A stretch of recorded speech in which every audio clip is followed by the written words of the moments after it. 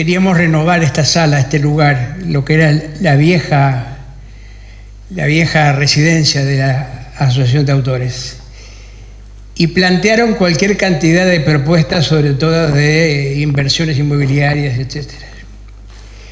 Nosotros, con la presidencia de Alexis Buenseñor, que se encuentra esta noche también junto a nosotros, decidimos mantener la vieja fachada histórica de la casa, la vieja claraboya de las casonas montevideanas y esta sala como una forma de encuentros y de reencuentros, con una palabra que entonces nos unió y que luego las experiencias dieron la razón de por qué teníamos que hacer lo que hicimos.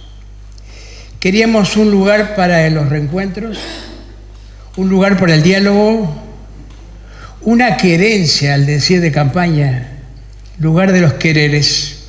Y esta noche, en primer lugar, quereres periodísticos, con colegas y sobrevivientes de tiempos pasados, pero tiempos necesarios para entender este y fundamentalmente para construir los que vienen.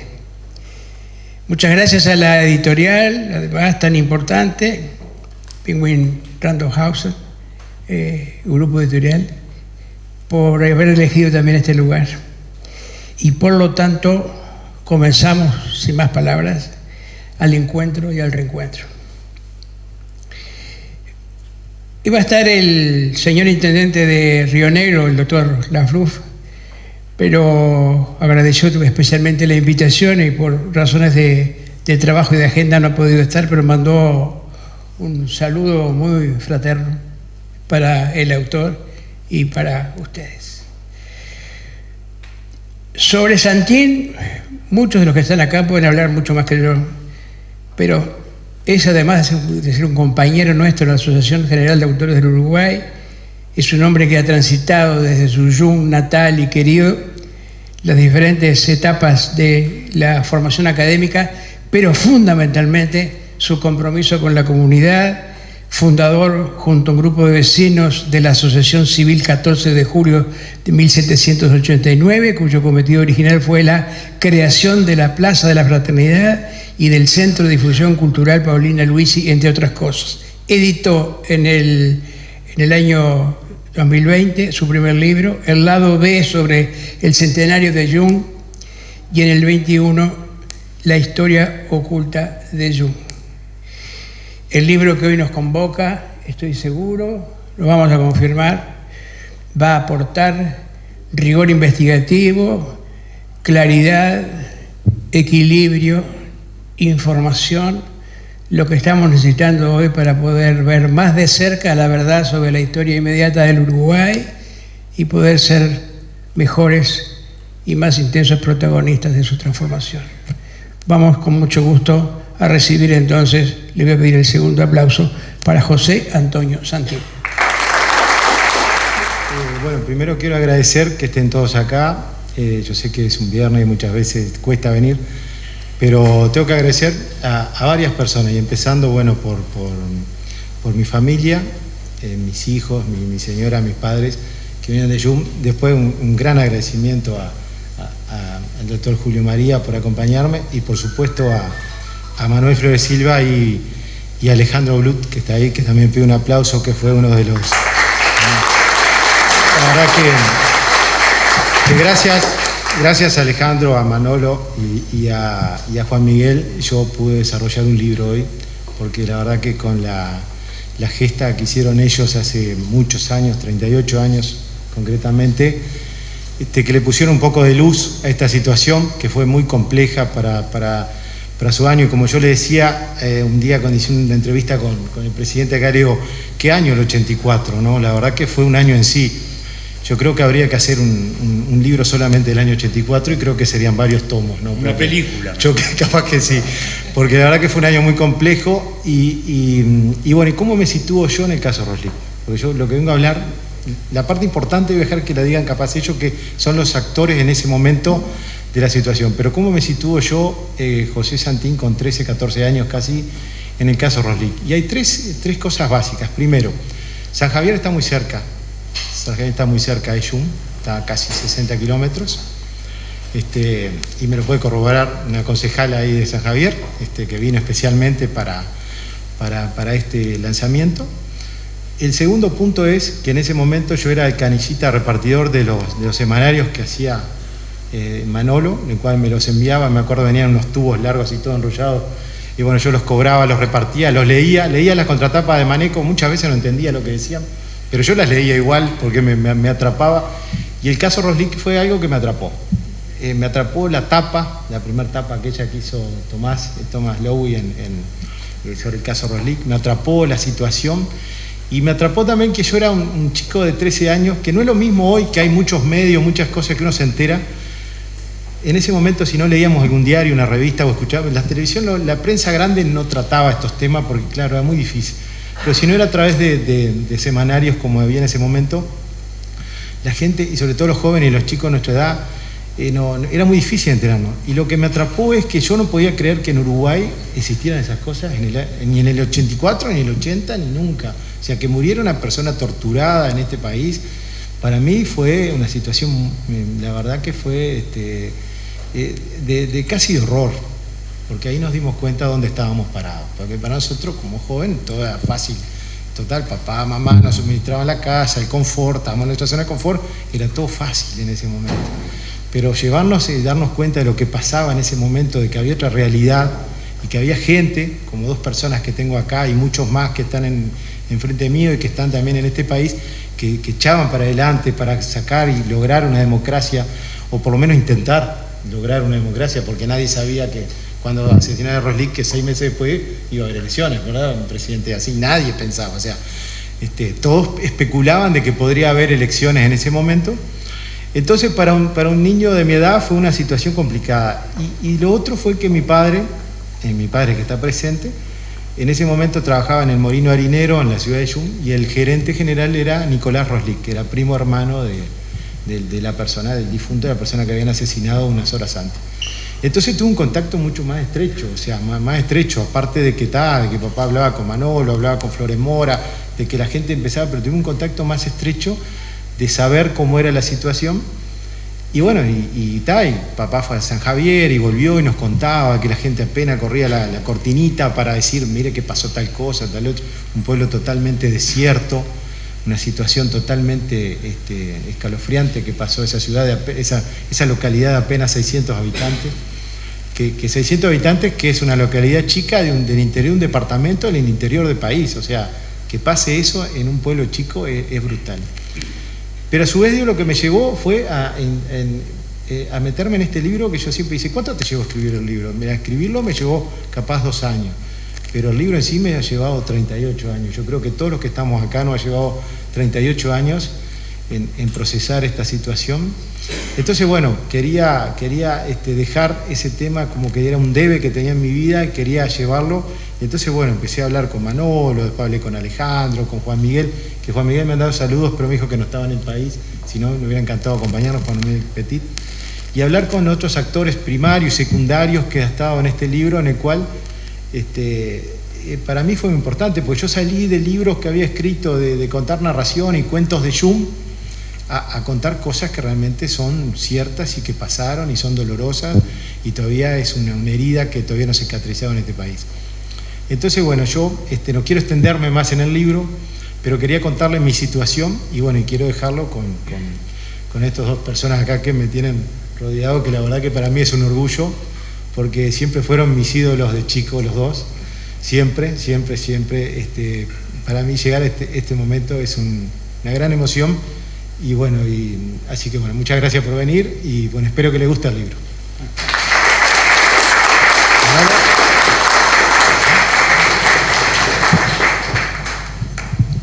Amigos, agradecemos muy especialmente la presencia de autoridades nacionales de diferentes áreas, de colegas además de diferentes tiempos, y entre ellos la presencia de Manolo. Mi nombre y punto. Lo que no han podido hacer durante tantos años, creo que pasará esta noche. Durante muchos años fue el hijo de un amigo, de Maneco. Después la vida le dio la posibilidad de que Maneco pasara a ser el padre de él. Protagonista de tiempos difíciles, con responsabilidades periodísticas importantísimas, ahí estaba Jaque como un bastión de la libertad, de la democracia, de la vida. En función de ello, entonces, muy justificada su presencia esta noche entre nosotros. Gracias por venir. Bueno, para mí es un gusto estar con ustedes y hablar de estos temas. Estar con el autor del libro, naturalmente con el presidente Sanguinetti, que fue el constructor de esa transición tan difícil. Sanguinetti iba a quedar en la historia como muchas cosas, pero sin duda como el constructor de una transición. Decía recién Santín que no sabíamos si iba a haber elecciones. Y efectivamente yo pensaba que no iba a haber elecciones ese año, pero teníamos siempre el optimismo y el trabajo diario del entonces secretario general del partido, Julio María Sanguinetti. Casualmente ahora también, en ese cargo. Entonces, yo quisiera no irme por las ramas, porque este es un tema que es, para mí, naturalmente arbóreo, sale en las ramas, pero quiero ser medio concreto porque estamos presentando un libro. Primero quiero dar unos elementos de contexto.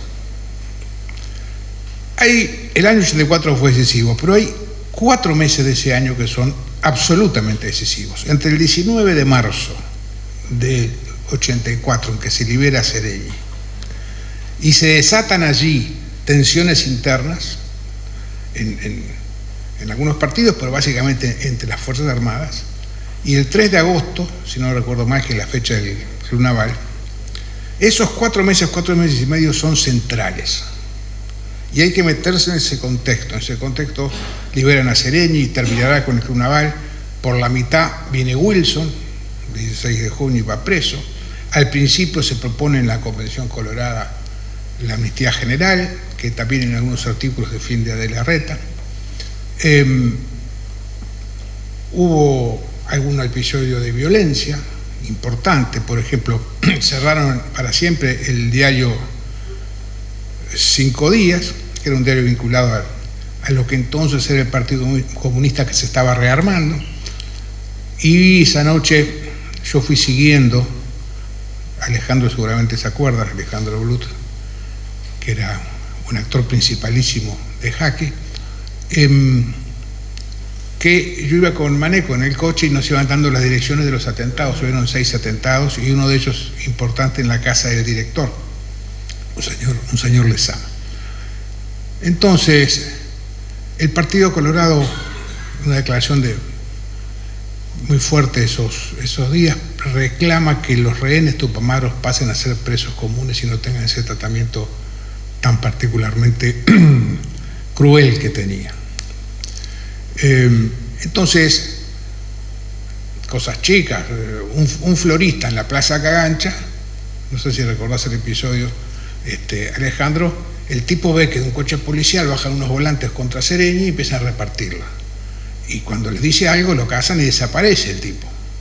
Y bueno, apareció a los 2 días, pero era todo el principal humorista tal vez de esa época, Almada, es amenazado de muerte. Había una tensión muy particular en todo ese proceso.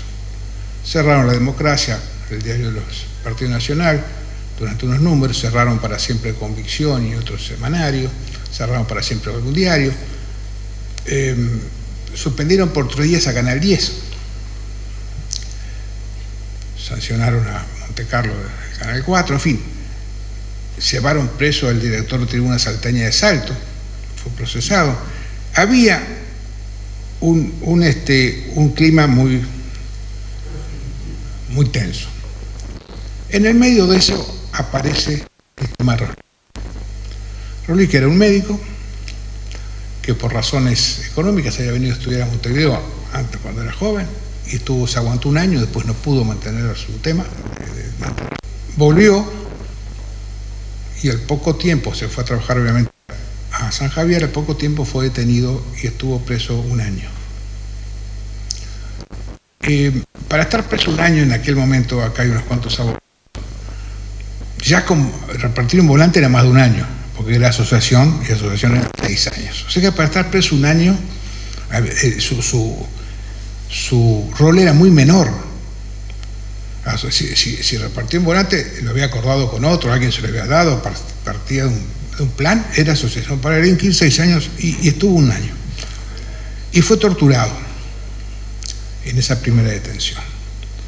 Por eso, la frase que dice a su mujer cuando se lo llevan es: no, otra vez no.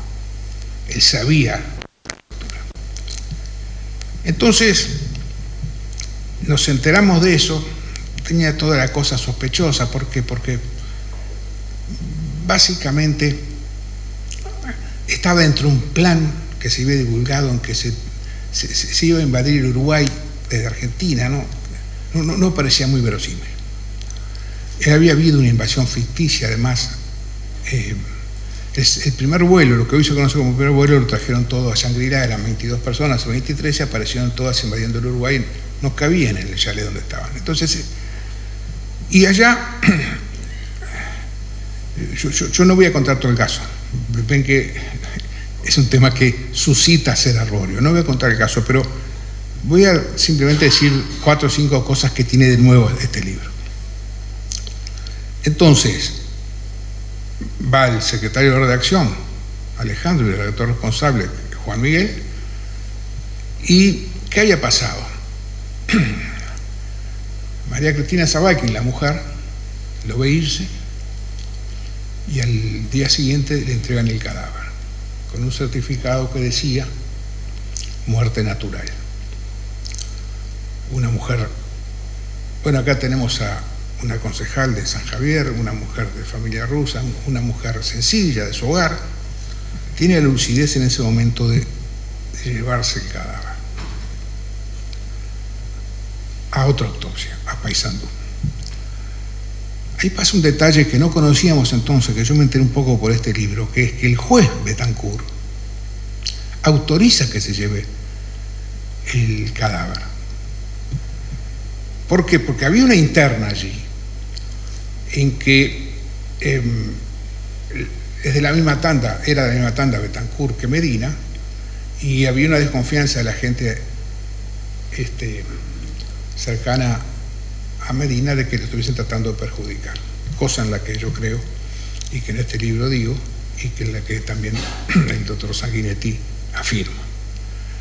En fin, es lógico, en semejante momento de tensión interna entre los militares había un cadáver que le pusieron al general Medina. El general Medina fue uno de los duros del Parque Hotel. Había entendido en esos meses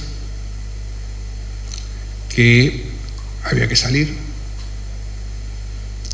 y estaba trabajando para eso y generaba muchos resquemores de los militares que querían seguir.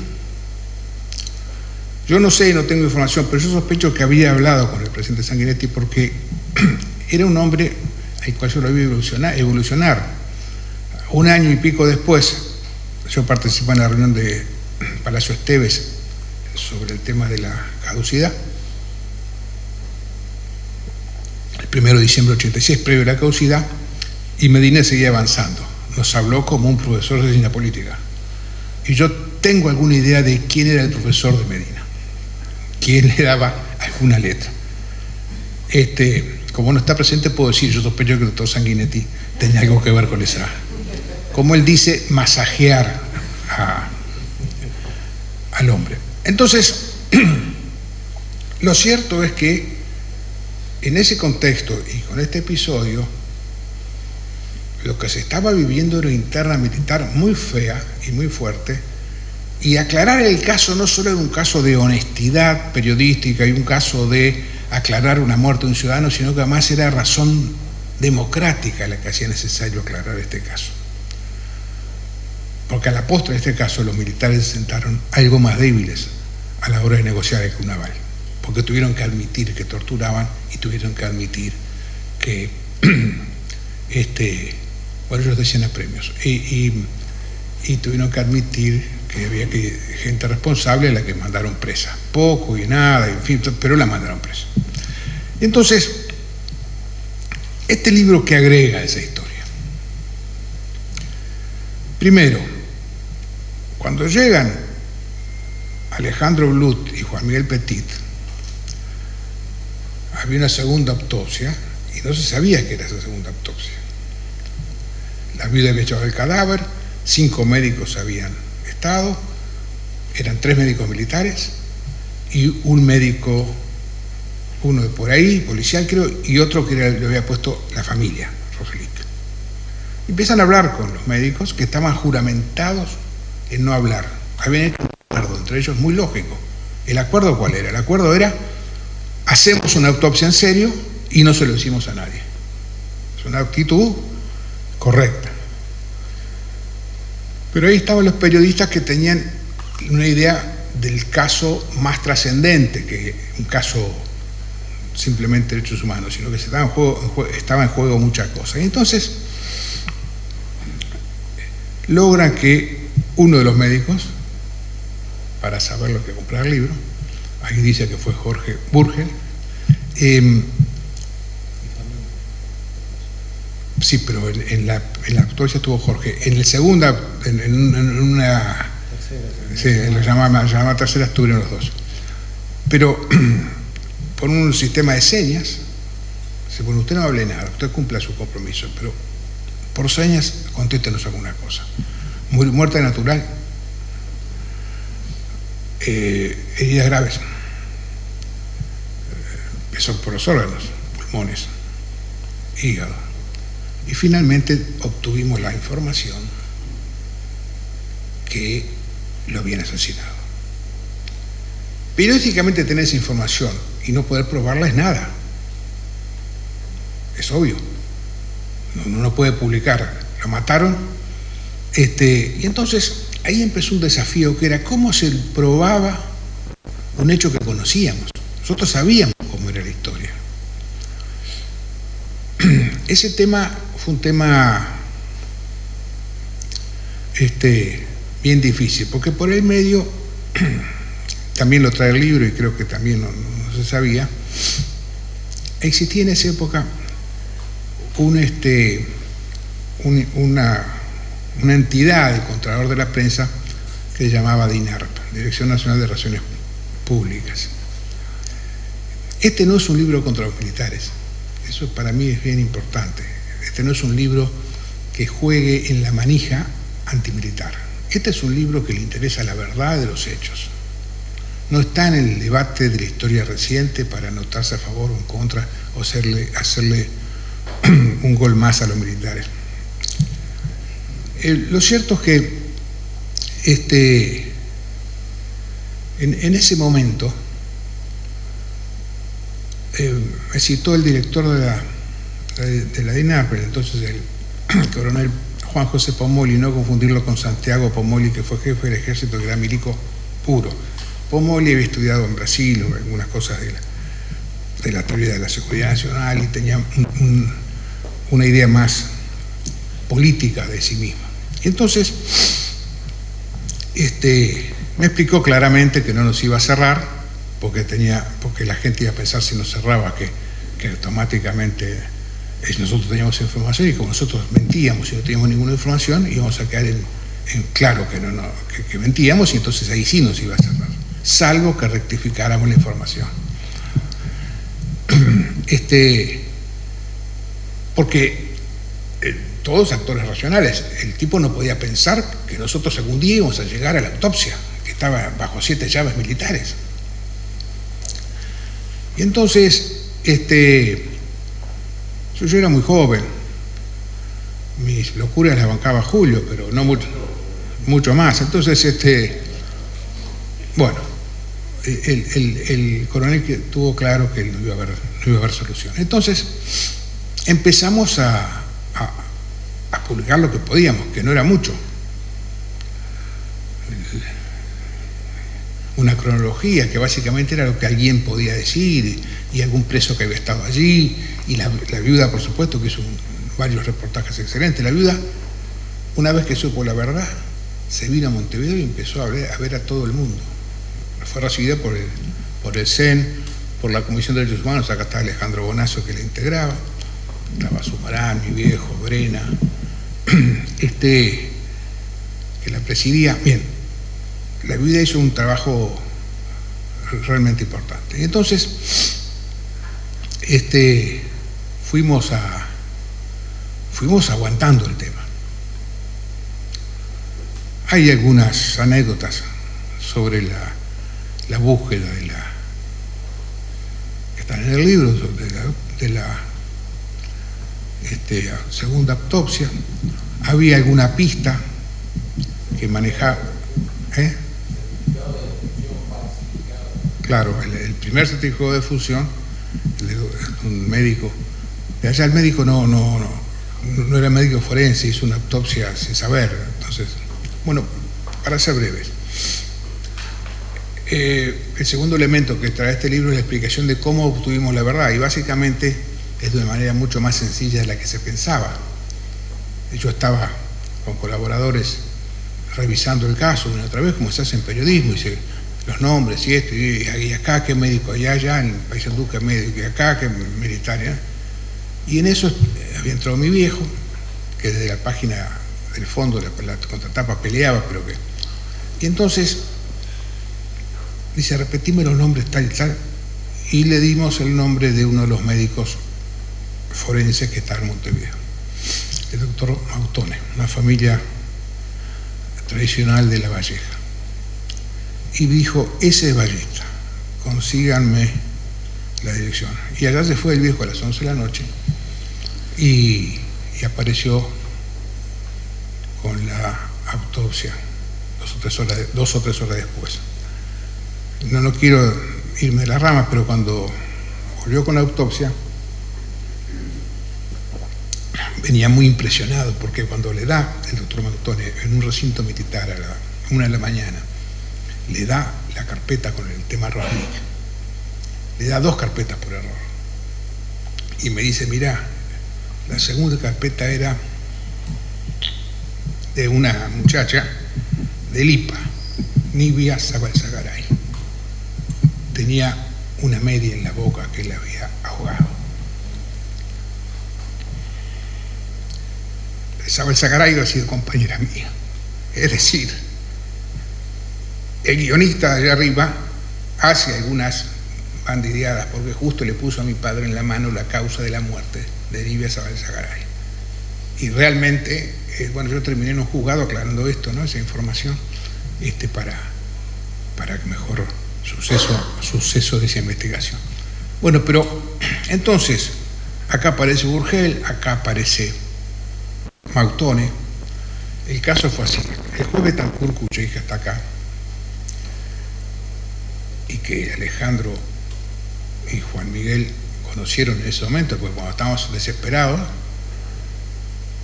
todos se fueron a tocarle timbre a la casa, a hablar con el Betancourt.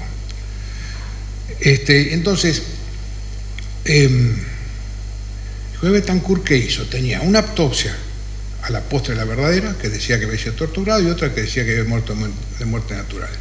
Y entonces agarró el camino hay 2 médicos de la Facultad de Medicina de la intervenida, pero también habían estado antes de la intervenida, que era el doctor Augusto Soiza, que era el médico forense catedrático, y el doctor Mautone, que era anatomopatólogo. Y le dijo, díganme cuál de las 2 autopsias es la verdadera. Y los tipos fueron clarísimos. El dictamen que dan, que es el que publica Jaque, lo que publica es la autopsia vista desde el informe de Soiza. El forense fue el que le hizo la cosa. Mautone fue el que se la dio a Maneco, pero Sousa fue el que hizo el trabajo. Tenía básicamente una docena de heridas feas en todo el cuerpo, me refiero desde la planta de los pies inclusive hasta la cabeza. Esas no habían sido mortales ninguna de la docena de heridas, pero básicamente lo que fue mortal fue consiguiente perdió más de 2,5 litros de sangre, al mismo tiempo que eso lo mataba por desangre interno, lo mataba la asfixia del submarino. O sea que Zoiza puso causas múltiples. Entonces, después se vino a saber que fue torturado en un espacio de 12 metros cuadrados por 11 oficiales del ejército, porque en realidad torturaba a uno, su nombre está, no en nuestro tema dar nombres, porque estaban enseñándole a jóvenes oficiales cómo se apremiaba. Esa fue la causa que hice tanta gente. Entonces, a ver, un episodio de locura en una cultura descontrolada. Por algo existe la República, para controlar las cosas, el sistema de control, el sistema de la rendición de cuentas. Cuando eso no existe, bueno, en algún lugar hay algunos que pierden las referencias por ser delicados, ¿no? Para decirlo de un modo más educado, pierden absolutamente las referencias y hacen cualquier locura. En un episodio de locura se llevaron a un médico que no tenía nada que ver. Pero entonces, ahí viene otra cosa que el libro trata, es en qué medida esta locura obedecía a la locura simple o tenía un fin político, si era gente de Montevideo que había ido allí a actuar para perjudicar a otra corriente militar. Bueno, los médicos le dicen al juez, es la que vale la segunda autopsia, fue torturado, y entonces el juez procesa. En el sistema militar jurídico no es como el sistema civil, en que el procesamiento de un juez alcanza, sino que va a otro juez y el segundo juez es el que finalmente da la pena, que es el que hizo la investigación. Entonces citó a los 11 oficiales, en fin, y se saben algunos detalles más. Termino con esto.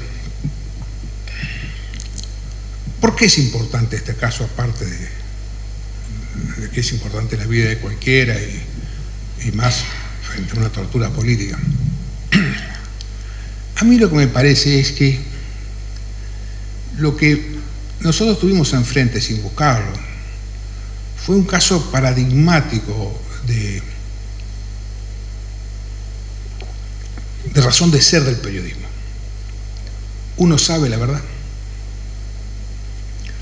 no puede demostrarla, porque cuando el coronel me decía a mí que no iba a poder demostrarlo, tenía toda la razón. ¿Cómo iba a pensar que un médico de origen ballista le iba a dar a mi viejo en la noche oscura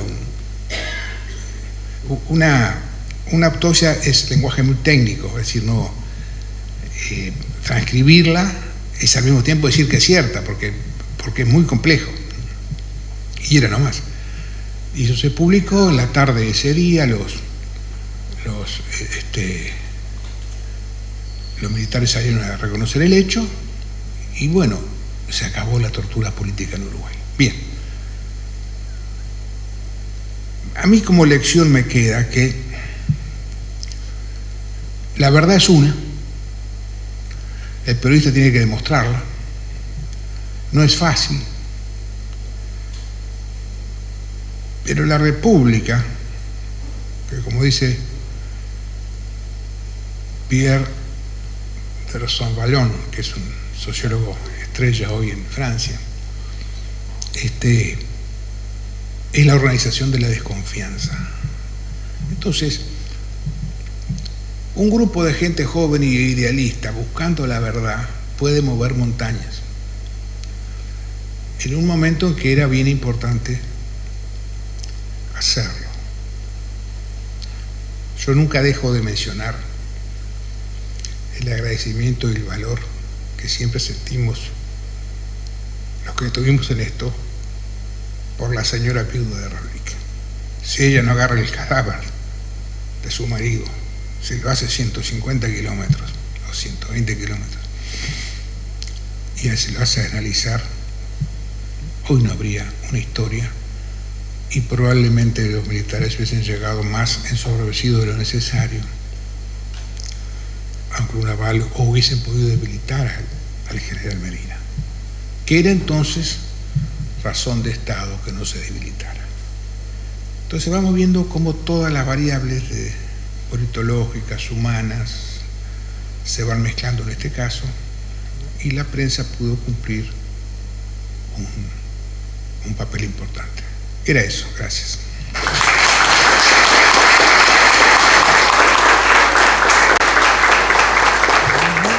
Y ahora tenemos el enorme gusto de escuchar al doctor Julio María Sanguinetti. Muchas gracias. Bueno, ante todo, felicitaciones. Hace mucho tiempo que estaba este proyecto, que lo quería llevar adelante, entrevistas, búsquedas, y finalmente se concreta en un libro, que siempre es una circunstancia feliz. En el caso particularmente, además, porque es un documento expresivo de un hecho, un tiempo y un momento. Y los hechos tienen una enorme importancia. A veces discuto con historiadores sólidos, que los hay, sobre el valor a veces del episodio y el valor de las personas, porque luego de la historia heroica de Carlyle y de Michelet, de los grandes héroes, todas las corrientes historiográficas fueron luego las tendencias sociales, las tendencias económicas, los hechos son más o menos inevitables. Y no es así, y no es así. Que los contextos sociales y económicos son fundamentales, no hay duda. Que todos somos hijos de nuestras circunstancias, sin duda. Pero las cosas no ocurrirían del mismo modo con unos actores que con otros. Y que si no hay ciertos episodios, también el curso de los acontecimientos puede torcerse, sobre todo cuando se está en momentos de una enorme fragilidad, de una imprevisibilidad, de algo que se viene tratando de tejer paso a paso, y con una guerra que se jugaba a la luz del día y otra en las sombras. Quizás en las sombras era la que estaba definiendo la situación. Por eso este libro, los testimonios que trae, a mí me parece magnífico. Además me parece que muestra y documenta algunas cosas fundamentales. El valor de la prensa, y del valor de la prensa en aquellos tiempos, y el valor de la prensa ballista, porque esto a veces suele soslayarse, como solemos ver. Hoy está lleno de héroes que luchaban contra la dictadura. En aquella época no los vimos. Para empezar, el movimiento Tupamaro, que muchos chicos todavía creen que luchaban contra la dictadura, y cuando uno les explica que no, que el propio Mujica decía que lástima, nunca pudimos luchar contra la dictadura, no, porque todas las balas fueron contra la democracia. Bueno, perspectivas históricas que hay que documentar y que hay que establecer, no para pasar facturas. La historia no está para ello. La historia no está para ser el juez y el veredicto de cada persona y de cada caso. Está para entender, para narrar y para entender, para narrar los hechos tal cual son, la voz de los protagonistas, la voz de los actores, y luego ponerlas en contexto. Y sin duda, como dice Manolo, eran momentos muy complejos. En un proceso que arranca en realidad en el 80, con el plebiscito.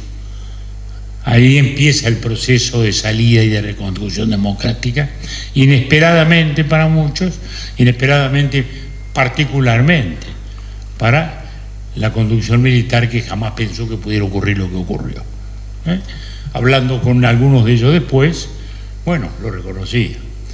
Era un momento económicamente muy fluido, dólar barato, muchas importaciones, muchos automóviles, y se pensó que era un gran momento. Pinochet había ganado el plebiscito. Por más que la oposición decía que había habido fraudes, en voz baja y con la cabeza baja también, lo viví también con sus protagonistas, reconocían que en realidad Pinochet les había ganado el plebiscito.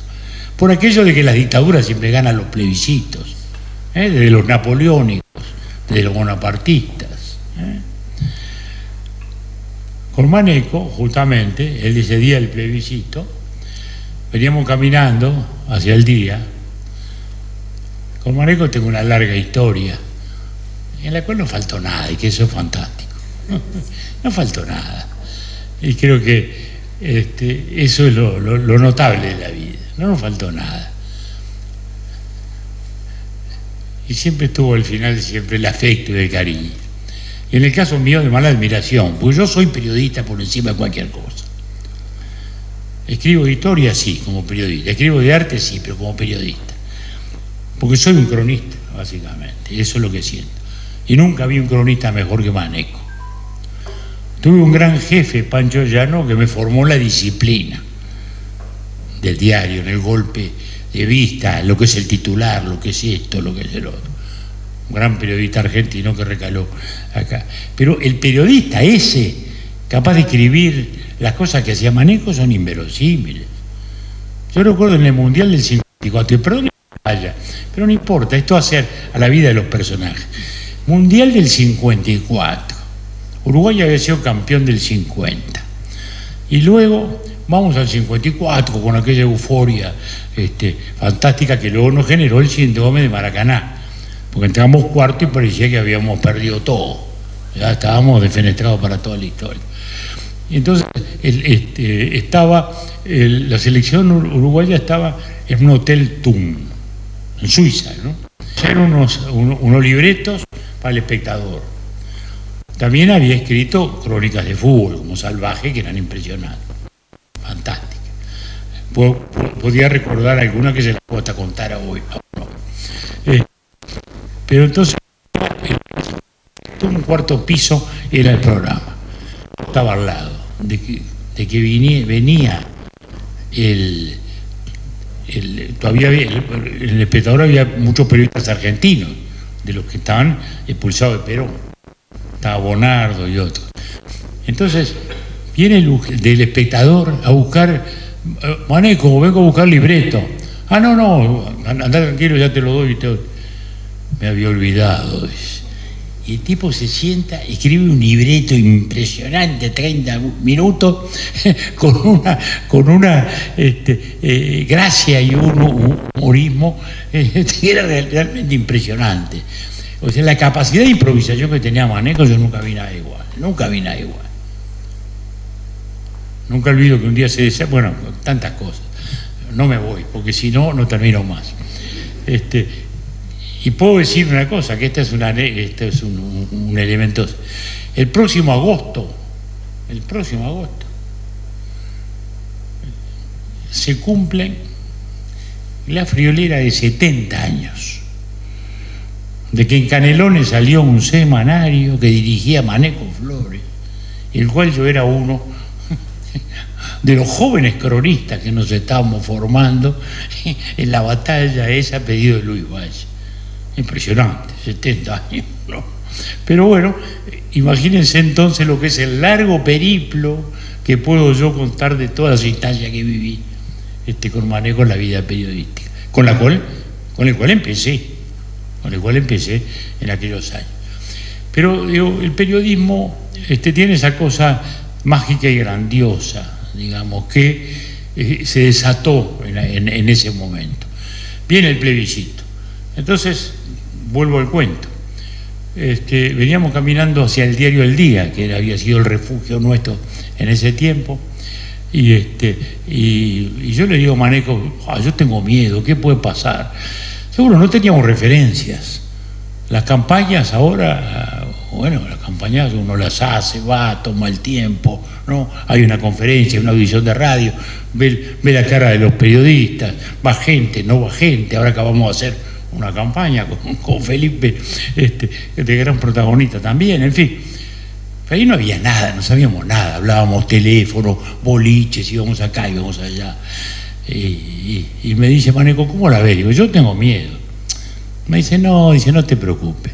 En cualquier caso, mañana vamos a saber si de verdad alguna vez fuimos la Suiza de América. Y fuimos la Suiza de América, ¿no?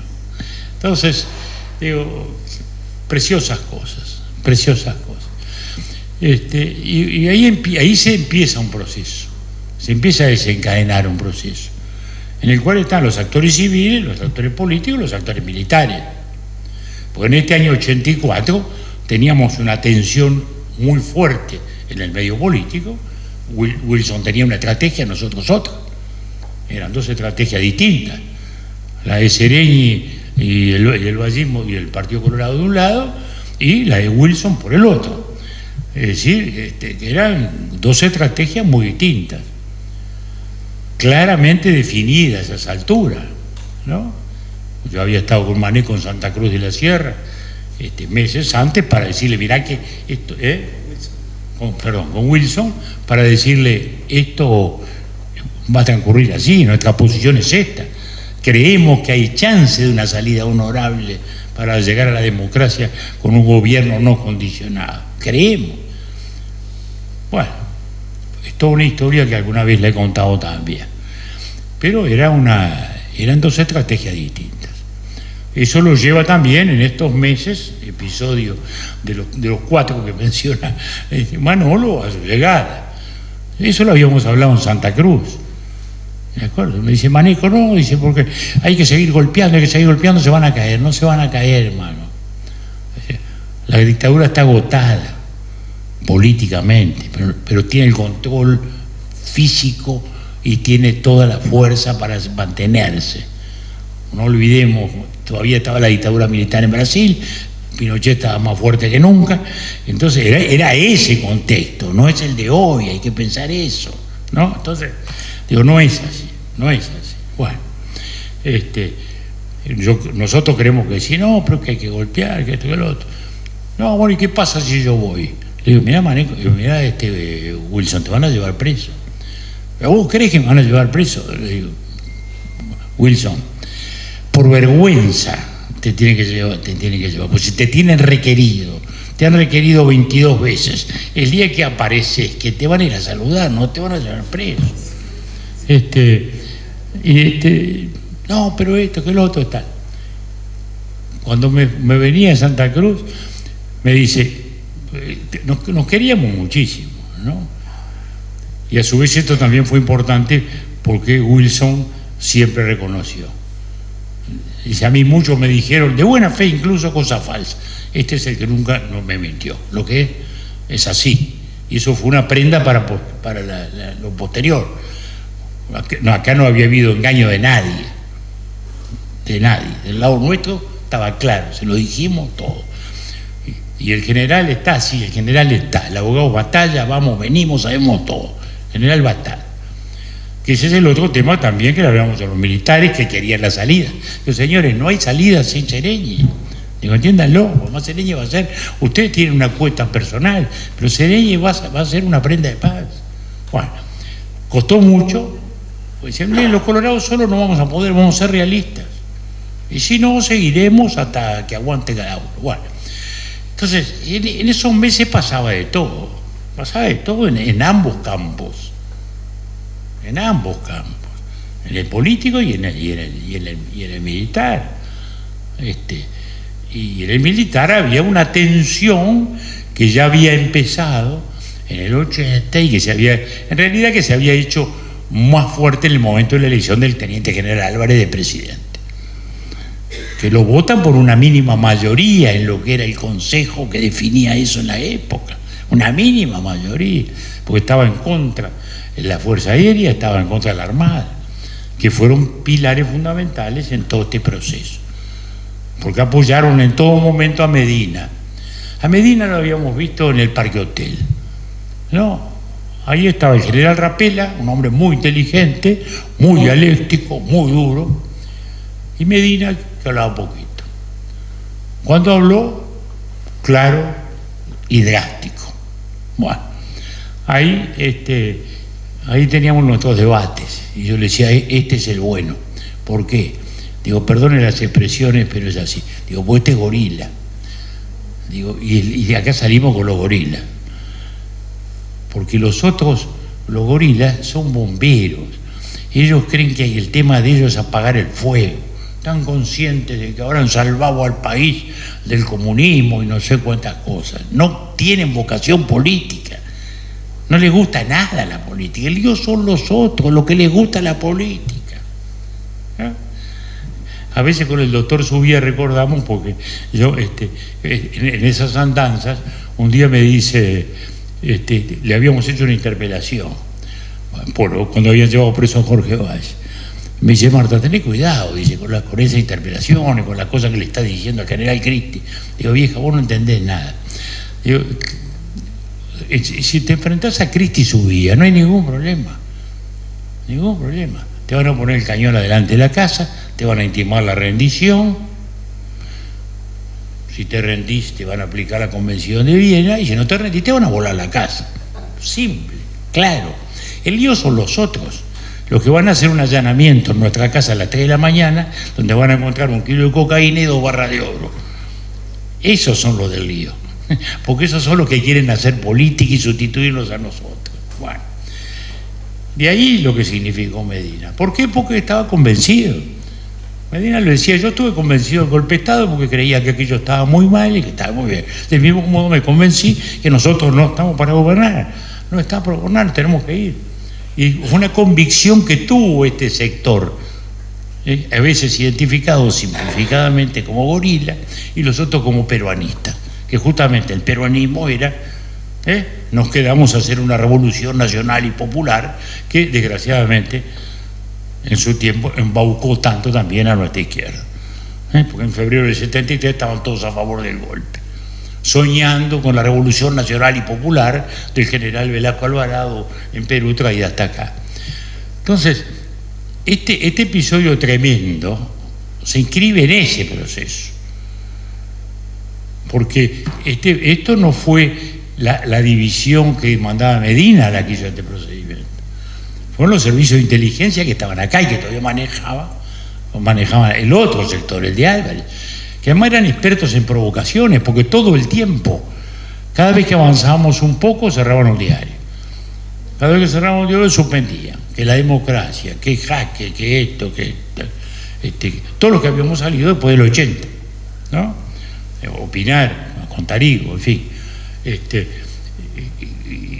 Y siempre una provocación, y así íbamos. Y esto también se inscribe en ese cuadro. ¿Fue deliberado llevarlo hasta la muerte? No lo sé. En el terreno de las intenciones es difícil manejarse. Pero los hechos son los hechos. Y el hecho es que este era un episodio tremendo, que naturalmente comprometía el liderazgo de Medina en la división. Por eso reacciona él rápidamente, cosa que los otros naturalmente le cuestionan y le cuestionaron. Y voy a decir algo triste. Y muchos le cuestionan hasta hoy, porque ustedes habrán visto que Medina no es una figura tan recordada, lo recordamos nosotros, pero no se le recuerda tanto. Los oficiales jóvenes no tienen por qué recordarlo, no lo conocieron. Los de antes, donde en esos islotes nostálgicos que tanto aparecen, Medina no es el héroe que para nosotros lo fue, como lo fue en su momento antes, desde el lado nuestro, el almirante Zorrilla, y en febrero del 73 es el que cercó la Ciudad Vieja para proteger no solo a la presidencia, sino a la institucionalidad, y escribir esa hermosa página que escribió. Como hermosas páginas escribieron estos muchachos, ¿no? Manolo, Alejandro, Juan Miguel, y también el artículo de Maneco, ¿no? ¿Qué artículo, ¿no? ¿Qué momentos? Se vivía todo el tiempo la zozobra. Nos acostábamos de un modo y nos levantábamos de otro. No sabíamos lo que había pasado, ¿no? Hace pocos días celebraron ayer el 14 de abril, ¿no? El 14 de abril estábamos durmiendo, vivíamos en la calle Ponce, se siente un ruido. Marta, que es de sueño más liviano que yo, se despierta y me dice, ¿ahí son tiros? No, vieja, déjate tiro. Digo, debe ser un escape. No, sí, habían matado en la esquina a uno de los que mataron el 14 de abril. Por eso digo, nos levantamos con eso. Le digo, no puede ser, a los 10 minutos me estaban llamando.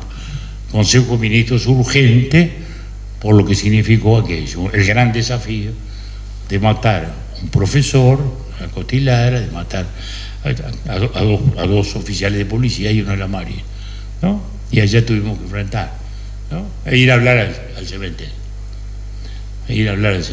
No, todos momentos muy duros, muy difíciles, muy dramáticos.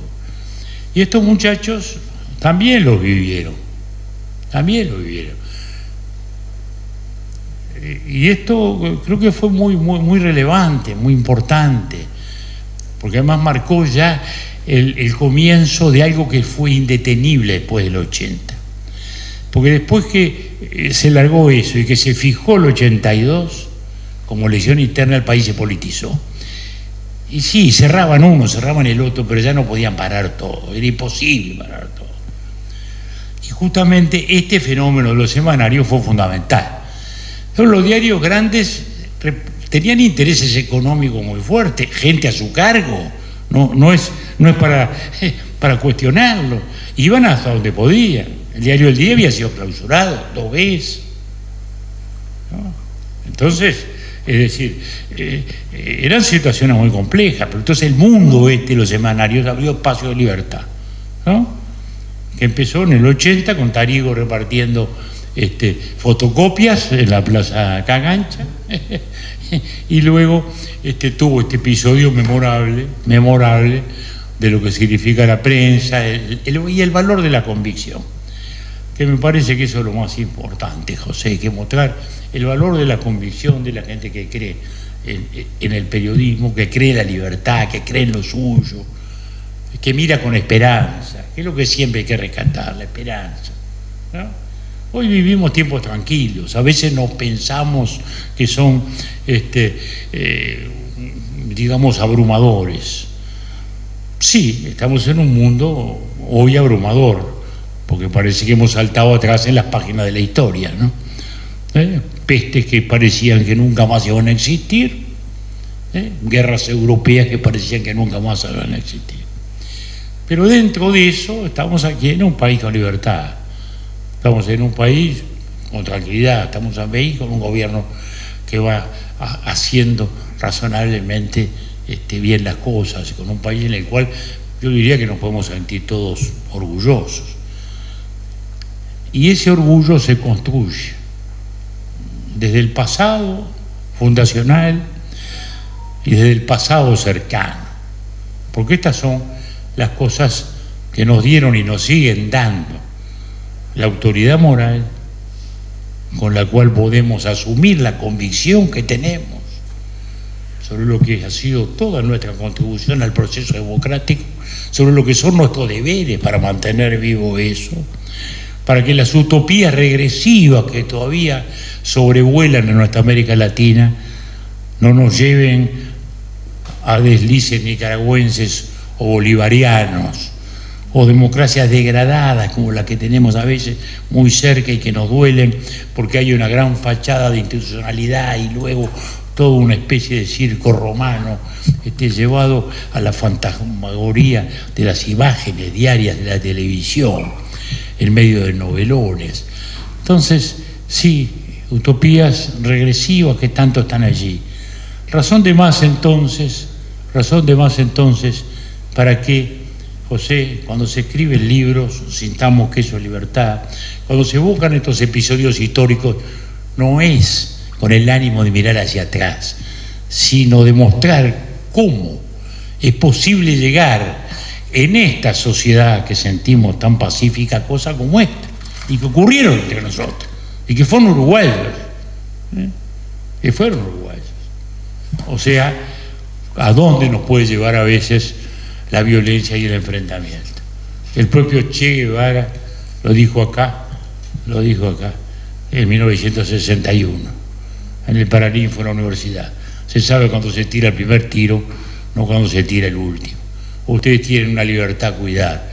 Yo puedo decir, palabras de él, porque conozco toda América Latina, que en ningún lugar hay más democracia que acá. Cuiden eso, no lo escucharon.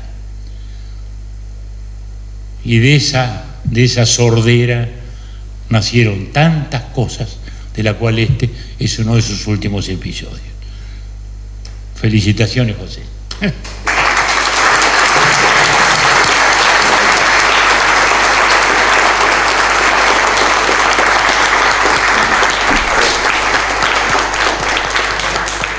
Muchas gracias, señores.